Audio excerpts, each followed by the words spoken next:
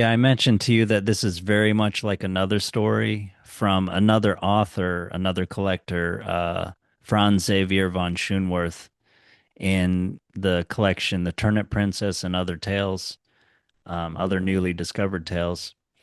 Um, and that story is called The Iron Shoes. Now, in that story, there's some differences, but it's in the main the same story, except that it turns out very differently.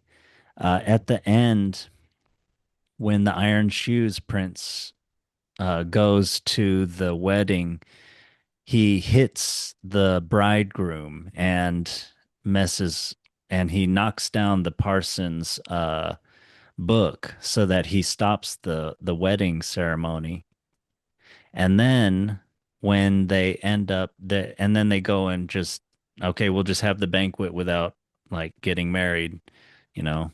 And then he goes and sits with the beggars, and he keeps grabbing food off the plates of to and feeds the beggars, and then he eventually like loses his ring, I think. But anyway, uh he he has a different personality in that story. He doesn't have pride. He lowers himself. But in that story, he's not king of the Golden Mountain. He's just the king of that like hidden castle, Mhm. in that other sort of realm too, just like the Golden Mountain. But yeah, he's not so ambitious in that one. And in that story, he is the son of a gardener, not the son of a merchant. Yeah, but there's so many other similarities in that. Also in the Iron Shoe story, the title comes from the fact that when his wife leaves him, she leaves a pair of iron shoes, and she says, even if you walked in these 1,000 miles or until they're worn down or something, you will never find me. But, you can view that as like a challenge. If you walk, so many miles or whatever, maybe you'll have paid your penance. That's kind of what I thought of it as.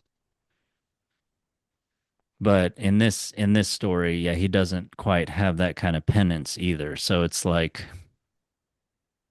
he doesn't have the redemption.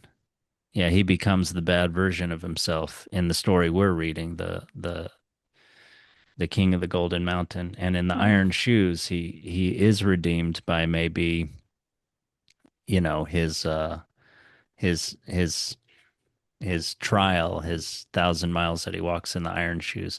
And after he walks so many miles in those shoes, he meets those beings on the top of the mountain, and he outsmarts them and gets the things, and then he could go really, really fast. So yeah.